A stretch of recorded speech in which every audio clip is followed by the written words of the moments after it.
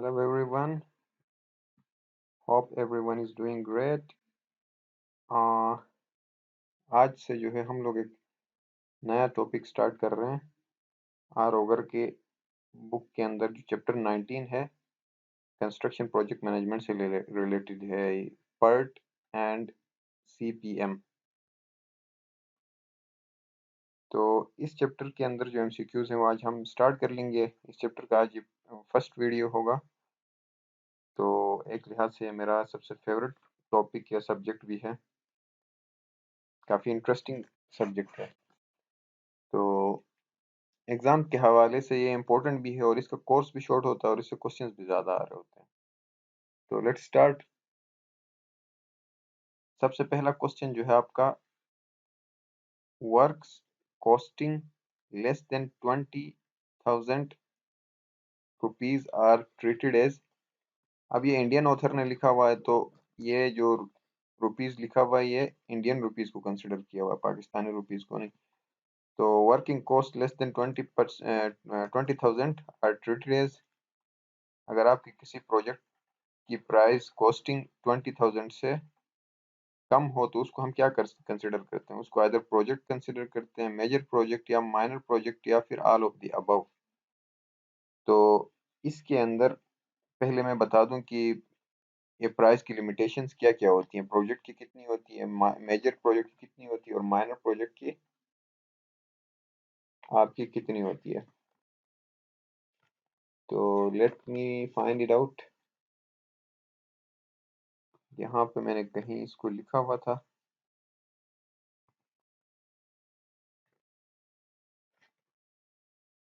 Okay, सो इसमें ये होता है कि आपके पास अगर आपकी किसी एक्टिविटी या वर्क की कॉस्ट लेस देन 2,500 रुपीज हो तो उसको हम पीटी वर्क बोलते हैं।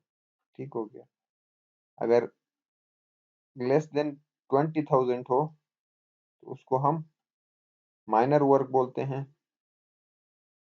अगर कॉस्ट जो है 20,000 और 100,000, जिसको 1 लाख बोलते हैं, 20,000 और 100,000 के बिटवीन हो तो उसको हम मेजर वर्क बोलते हैं।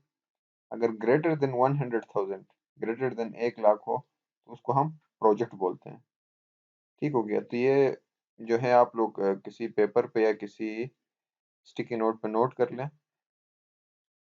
तो अब हमारा जो क्वेश्चन है इसमें पूछ रहा है कि अगर लेस देन 20,000 हो तो उसको हम क्या बोलते हैं? प्रोजेक्ट्स तो हम बोलते हैं जिनका 100,000 से ज्यादा हो, 1 लाख से ज्यादा, वो प्रोजेक्ट्स होती हैं। मेजर प्रोजेक्ट्स वो होती हैं जिनका प्राइस 20,000 और 1 लाख 100,000 के बीच में है। माइनर प्रोजेक्ट्स वो होती हैं जिनका कॉस्ट जो है लेस देन 20,000 हो। तो यहाँ पे वही पूछ रहा है, तो इसका राइट ऑप्शन माइनर प्रोजेक्ट्स होगा, option C. Next question, the cost of project is more than. जैसे हम लोगों ने जिक्र किया, प्रोजेक्ट का कॉस्ट क्या होता है? प्रोजेक्ट हम उनको कहते हैं जिनका कॉस्ट 1 लाख से ज्यादा हो। The cost of project is more than 1 lakh, 2 lakh, 3 lakh, 4 lakh और 5 lakh. 1 lakh. So option A is the correct answer. Next question, question number 3, railway projects are treated as. अब रेलवे के जो प्रोजेक्ट्स हैं हम उनको कौन सी कैटेगरी में कंसिडर करते हैं? Light construction, heavy construction, industrial construction, none of these. अब लाइट कंस्ट्रक्शन में तो हम रेलवे प्रोजेक्ट्स को कंसिडर नहीं करेंगे क्योंकि रेलवे प्रोजेक्ट्स ह्यूज प्रोजेक्ट्स होती हैं, हेवी प्रोजेक्ट्स होती हैं। तो ऑप्शन बी हेवी कंस्ट्रक्शन ये ठीक हो गया, करेक्ट है। ऑप्शन सी इंडस्ट्रियल कंस्ट्रक्शन, ये इंडस्ट्रियल कंस्ट्रक्शन में इंक्लूड नहीं होगा क्योंकि ये इंफ्रास्ट्रक्चर का प्रोजेक्ट है और इंडस्ट्रियल कंस्ट्रक्शन से इसका रिलेशन नहीं है। तो इन ऑप्शंस में most relevant and right answer is heavy construction. Railway projects को हम हेवी कंस्ट्रक्शन में कंसिडर करते हैं। Next question, question number 4, residential buildings are treated as. आप हम जो आम घर वगैरह बनाते हैं उनको हम लाइट कंस्ट्रक्शन में कंसिडर करते हैं। हेवी कंस्ट्रक्शन तो ये होगा नहीं, रेजिडेंशियल बिल्डिंग इंडस्ट्रियल में भी इंक्लूड नहीं होगा, प्राइवेट कंस्ट्रक्शन में भी इंक्लूड नहीं होगा, तो ये आपका होगा obviously light construction. Power station जो हम बनाते हैं वो कौन से कैटेगरी में आती हैं? Option A light construction, no, because power station projects जो हैं बड़े प्रोजेक्ट्स होते हैं तो इसको लाइट में इंक्लूड नहीं कर सकते, option A is wrong. Heavy construction, अब हेवी कंस्ट्रक्शन में आपके जो डैम्स वगैरह होते हैं, रेलवे के प्रोजेक्ट्स होते हैं, हाईवेज के प्रोजेक्ट्स होते हैं, वो आपके हेवी कंस्ट्रक्शन में आती है। लेकिन ये पावर स्टेशन आपका जो है इंडस्ट्रियल कंस्ट्रक्शन में आएगा। इलेक्ट्रिकल कंस्ट्रक्शन इस तरह की कोई कैटेगरी नहीं होती। इलेक्ट्रिकल कंस्ट्रक्शन की एक अलग से कैटेगरी हो। लाइट, हेवी, इंडस्ट्रियल, ये कैटेगरीज आपकी होती हैं। तो ऑप्शन सी, पावर स्टेशन आपकी इंडस्ट्रियल कंस्ट्रक्शन में आएंगे। Next question, question number 6, the first stage of construction is. कोई भी कंस्ट्रक्शन हम स्टार्ट करते हैं तो उसके डिफरेंट आपके स्टेजेस होती हैं। जैसे आपके कंस्ट्रक्शन के स्टेजेस होती हैं, सबसे पहला आपका होता है कंसेप्शन। आपने सबसे पहले कंसेप्शन करनी होती है, और ये कंसेप्शन का काम जो होता है आपका ओनर कर रहा होता है। सेकंड स्टेज में आप स्टडी एंड एवेल्युएशन करते हैं। स्टडी एंड एवेल्युएशन जो है इंजीनियर का काम होता है। थर्ड स्टेप में आप डिजाइन, ड्राइंग एंड एस्टिमेशन करते हैं। ठीक हो गया, इसमें इंजीनियर और आर्किटेक्ट दोनों इंक्लूड होता है। उसके बाद फिर स्पेसिफिकेशंस आप डिफाइन करते हैं, इसमें भी इंजीनियर की इन्वॉल्वमेंट होती है। नेक्स्ट स्टेप में आप कॉन्ट्रैक्टर रियलाइजेशन होती है। उसके बाद फिर प्रोक्यूरमेंट ऑफ मटेरियल्स होती है, फिर कंस्ट्रक्शन एंड सुपरविजन होती है, and then utilisation and maintenance. तो ये आपके कंस्ट्रक्शन के स्टेजेस होती हैं डिफरेंट किस्म की। तो ये इसमें पूछ रहा है फर्स्ट स्टेज ऑफ कंस्ट्रक्शन क्या होता है। प्रिपरेशन ऑफ एस्टिमेशन तो कभी भी आपका फर्स्ट स्टेप नहीं होगा। Survey of the site, survey of site भी आपका साइट की सिलेक्शन करना, फिर प्रपोजल बनाने के बाद की चीजें हैं। प्रिपरेशन ऑफ टेंडर, ये भी आपके फर्स्ट स्टेज के एंड में आता है। टेंडरिंग, अलॉटमेंट ऑफ फंड्स, तो ये भी आपके बाद के स्टेप्स में इंक्लूड होता है। ऑप्शन सी में जैसे लिखा हुआ है, इनिशिएशन ऑफ प्रपोजल, सबसे पहला जो स्टेज होता है कंस्ट्रक्शन का, आपने प्रपोजल को इनिशिएट करना होता है। उसके बाद फिर फर्दर चीजें आपकी आती हैं। सबसे पहले आपका प्रपोजल आप इनिशिएट नहीं करेंगे तो आप मतलब नेक्स्ट स्टेप में जा ही नहीं सकते। तो फर्स्ट स्टेज होता है आपका कंस्ट्रक्शन का initiation of proposal, option number C. Next step आपका है प्री टेंडर स्टेज रिक्वायर्स। अब प्री टेंडरिंग जो स्टेज है उसकी रिक्वायरमेंट्स क्या हैं, ये आपसे पूछ रहा है। तो एक्चुअली हमारे पास जो है कंस्ट्रक्शन की प्लानिंग जो हम करते हैं उसके अंदर हमारे तीन मेन स्टेजेस होती हैं। एक होता है प्री टेंडर प्लानिंग, दूसरा होता है post tender planning, and then technical planning.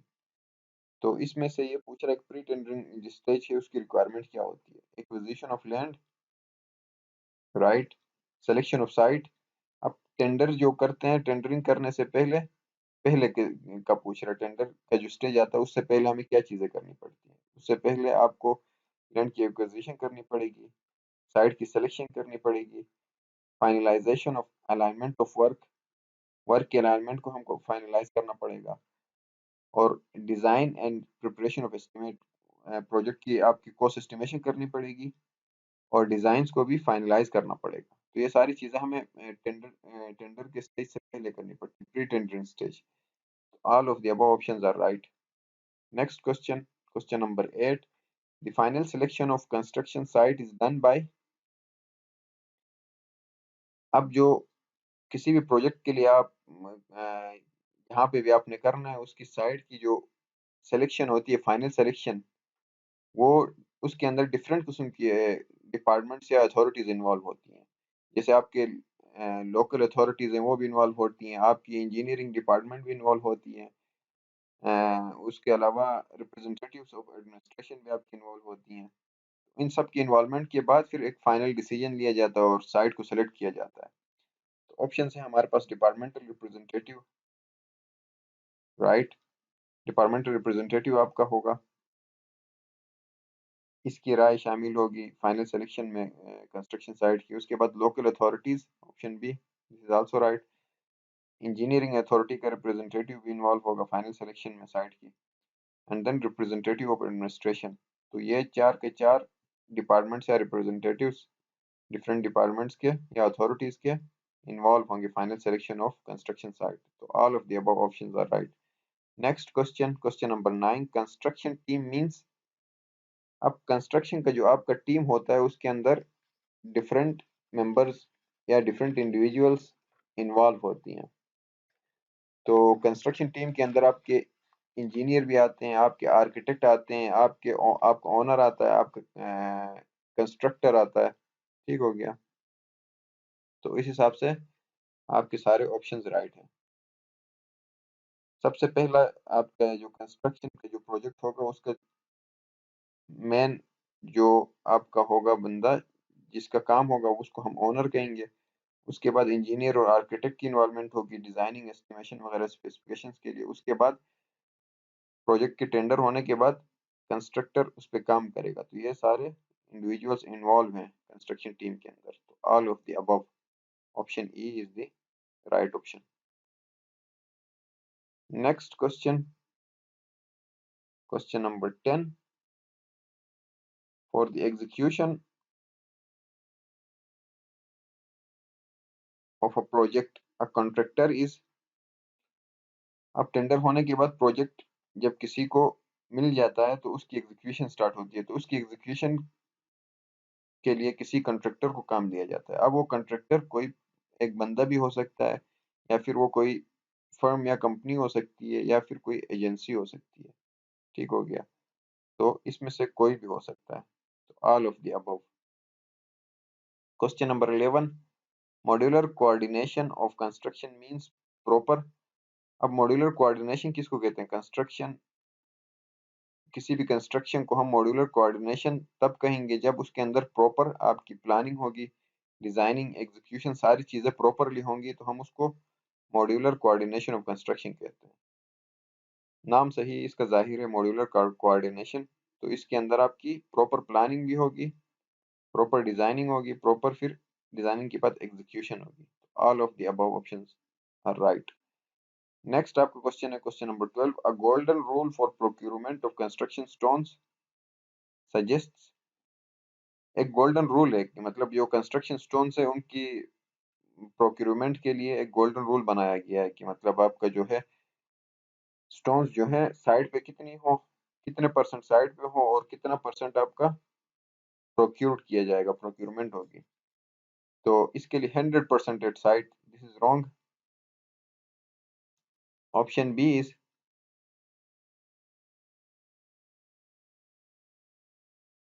Wait let me take it to the right side. तो 67% एट साइट, 67% साइड पे हो एंड 33% अंडर प्रोक्यूरमेंट हो। 50% साइड पे हो, 50% अंडर प्रोक्यूरमेंट हो, 33% साइड, 67% अंडर प्रोक्यूरमेंट। तो 100 ऑप्शन है जो 100% था वो तो कभी नहीं होगा, क्योंकि आपको जो कंस्ट्रक्शन स्टोन है कुछ परसेंटेज साइड पे और रिमेनिंग परसेंटेज अंडर प्रोक्यूरमेंट रखते हैं। तो इसमें 50-50 भी नहीं है, और साइड पे हमेशा आपका ज्यादा होता है as compare to under procurement जो रखा हुआ है। तो ऑप्शन बी में 67% at side, 33% under procurement. So option B is the right option. Next question, question number 13, the object of technical planning. I think इधर ऑब्जेक्टिव होगा, the objective of technical planning. जो technical planning है उसकी main objectives क्या होती हैं? अब इसके अंदर एक चीज ये है कि आपकी जो प्लानिंग होती है, कंस्ट्रक्शन की प्लानिंग जो आपकी होती है वो 3 डिफरेंट स्टेजेस में होती है। ठीक हो गया। Construction planning is actually known as an administrative planning, या एडमिनिस्ट्रेटिव प्रोसेस कहते हैं इसको, कंस्ट्रक्शन प्लानिंग को। तो कंस्ट्रक्शन प्लानिंग के आप के अंदर आपके 3 मेजर स्टेजेस होती हैं, और कंस्ट्रक्शन प्लानिंग को हम 3 उसमें कैटेगरीज में क्लासिफाई करते हैं। पहला आपका होता है प्री टेंडरिंग प्लानिंग। सबसे पहले आपकी प्री टेंडरिंग प्लानिंग होती है, मतलब टेंडर होने से पहले जो आप प्लानिंग करते हैं। ठीक हो गया। उसके अंदर आप लोग क्या कहते हैं, सिलेक्शन ऑफ साइट होती है, एक्विजिशन ऑफ लैंड होती है, finalisation of design and preparation of estimation, availability of material, labour, machinery या इक्विपमेंट, ये सारी चीजें देखते हैं प्लानिंग के पहले स्टेप में, जिसको हम प्री टेंडरिंग प्लानिंग बोलते हैं। सेकंड जो स्टेप होता है आपके प्लानिंग का वो होता है पोस्ट टेंडर प्लानिंग।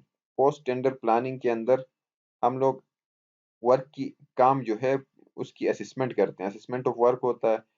फिर assessment of expenditure during execution, जब काम स्टार्ट होगा उसकी एग्जीक्यूशन होगी काम की, तो उस दौरान जो एक्सपेंडिचर होगा उसकी असेसमेंट होती है। फिर उसके बाद detail requirement of machinery and equipment, equipment और मशीनरी की जो रिक्वायरमेंट होगी उसकी डिटेल इन डेप्थ स्टडी करते हैं। फिर necessary requirement of man material machine and finances at various stages, आपकी कंस्ट्रक्शन की डिफरेंट फेजेस या स्टेजेस होंगे, उनके अंदर जो लेबर की रिक्वायरमेंट, मटेरियल की रिक्वायरमेंट या मशीनरी की या फाइनेंशियल जो रिक्वायरमेंट होगी उनको स्टडी करते हैं। और उसके अलावा फाइनलाइजेशन ऑफ अकाउंट्स भी इसी स्टेज में होती है, तो इसको हम पोस्ट टेंडरिंग प्लानिंग कहते हैं, टेंडर के बाद। और थर्ड और लास्ट जो हमारा होता है टेक्निकल प्लानिंग। टेक्निकल प्लानिंग जो होती है आपकी, वो हम इसलिए करते हैं कि हम डिटेल ड्राइंग्स की प्रिपरेशन करें, ड्राइंग्स को डिटेल में प्रिपेयर करें, डिटेल्ड एस्टिमेशन करें और detail planning resources and initiating procurement actions, और प्रोक्यूरमेंट की एक्शन भी इसी स्टेज में स्टार्ट होती है।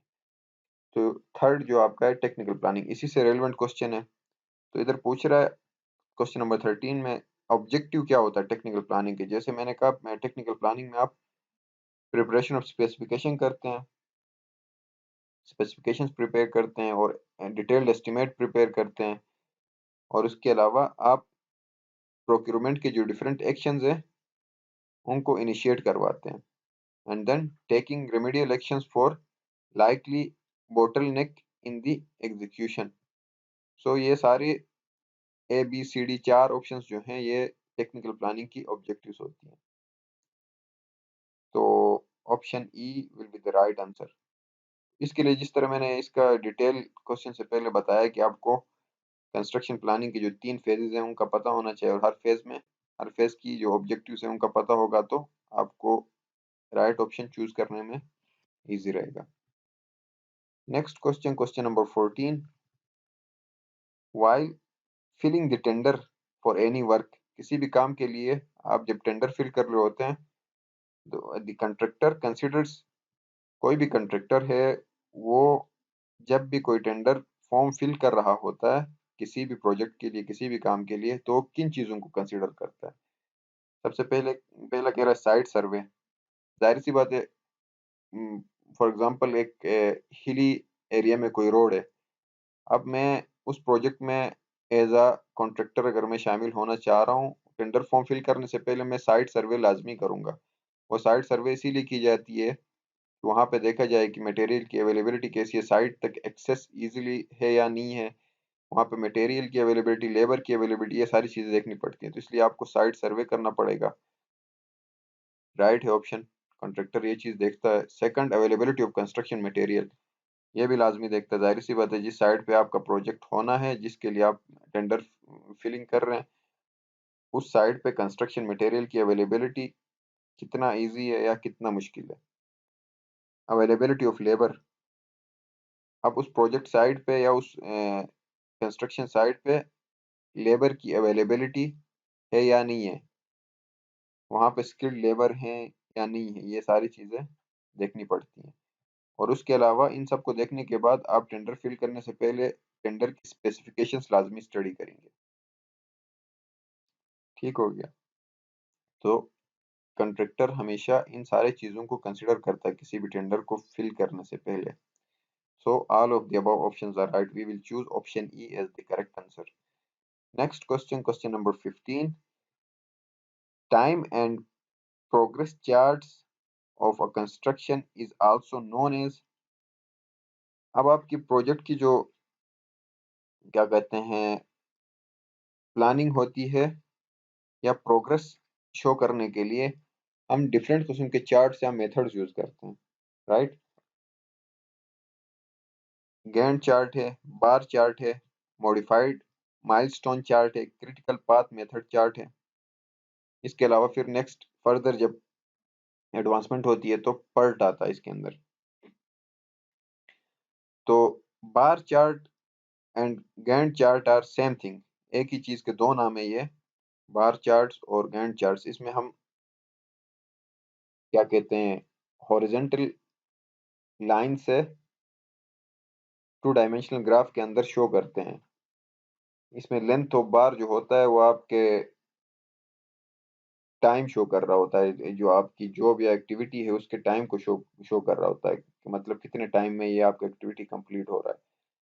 तो बार चार्ट के मतलब कुछ लिमिटेशंस हैं, बल्कि काफ़ी सारी लिमिटेशंस हैं, ये सिर्फ इसका मेन ऑब्जेक्टिव यही होता है कि वो आपको लेंथ को शो करे कि मतलब आपका काम कितना हुआ है और कितना बाकी है। तो बार चार्ट और गैंट चार्ट ये दोनों सेम ही चार्ट टाइप के दो डिफरेंट नेम है। अगला जो है इसका एक और ड्रॉबैक ये होता है बार चार्ट का कि ये आपको क्या कहते हैं एक्टिविटीज की जो है इंटरडिपेंडेंसी शो नहीं कर रहा होता है। ठीक हो गया। और आपके प्रोजेक्ट का जो प्रोग्रेस है वो भी प्रॉपर तरीके से आपको नहीं बता रहा होता है। और इसके अलावा ये जो है आपकी अनसर्टेनिटीज को अफेक्ट नहीं करता। This can not affect the uncertainties. So इसको फर्दर मॉडिफाई करके जो है अ, ये जो बार चार्ट्स और गैंट चार्ट्स हैं ये अराउंड 1900 में हेनरी नाम के एक बंदे ने इसको प्रपोज किया था। ठीक हो गया। तो इसकी लिमिटेशन भी मैंने आपको बताया। इसके बाद 1900 के बाद आफ्टर 40 ईयर्स 40 साल के बाद फिर बार चार्ट्स और गैंट चार्ट्स को मॉडिफाई करके फिर एक और बंदे ने इसके अंदर इम्प्रूवमेंट लेके आया बंदा। तो उस वो इम्प्रूवमेंट क्या लेके आया जैसे बार चार्ट्स और गैंट चार्ट में आपकी जो एक्टिविटीज के अंदर इंटरडिपेंडेंसी वो शो नहीं कर रही होती थी कि मतलब आपकी डिफरेंट एक्टिविटीज है तो उनके अंदर जो इंटरडिपेंडेंसी है वो आपके बार चार्ट्स और गैंट चार्ट शो नहीं कर रहे होते हैं। तो नेक्स्ट जो इम्प्रूवमेंट 1940 में लेके आया बंदा उसमें माइलस्टोन चार्ट उसको नाम दिया। इसके अंदर इस चार्ट में हम लोग एक्टिविटीज के इंटरडिपेंडेंसीज को शो कर सकते हैं। ठीक हो गया। तो उसके बाद फर्दर इसको इसके जो माइलस्टोन चार्ट है इसकी एडवांसमेंट हुई इसकी इम्प्रूवमेंट हुई और नेक्स्ट जो मेथड आया उसको क्रिटिकल पाथ मेथड या क्रिटिकल पाथ चार्ट बोलते हैं। इसके अंदर जो है आपकी क्रिटिकल पाथ की आइडेंटिफिकेशन होती है। तो पिछले दो जो चार्ट्स के टाइप हैं उनके अंदर जो भी लिमिटेशंस थी वो सारी लिमिटेशन इसमें ये जो टाइप है मेथड है ये ओवरकम करती है। इसमें वो लिमिटेशंस नहीं होंगी। और जो आपका क्रिटिकल पाथ मेथड है इसको फर्दर इम्प्रूव करके जो है फिर पर्ट बनाया गया है। जो नेक्स्ट मेथड है नेक्स्ट एडवांस और लेटेस्ट जो मेथड है आपका उसको पर्ट बोलते हैं PERT। तो लेट्स सी द क्वेश्चन। अब time and progress chart of a construction is also known as वो चार्ट जो सिर्फ आपको टाइम और प्रोग्रेस बता रहा होता है कंस्ट्रक्शन की एक्टिविटीज का। तो बार चार्ट आपको बता रहा होता है टाइम और प्रोग्रेस। गैंट चार्ट भी बताता है माइलस्टोन चार्ट भी बताता है क्रिटिकल पाथ मेथड भी बताता है। ठीक हो गया। ये सारे चार्ट्स आपको टाइम और प्रोग्रेस आपकी कंस्ट्रक्शन एक्टिविटीज के बता रहे होते हैं। तो all of the above options are right. So I think यहाँ पे जो है वीडियो को वाइंड अप करते हैं। हमारे 15 क्वेश्चंस हो गए हैं। तो नेक्स्ट वीडियो में नेक्स्ट 15 क्वेश्चंस को हम लोग ओवरव्यू कर लेंगे। So till then good bye see you in next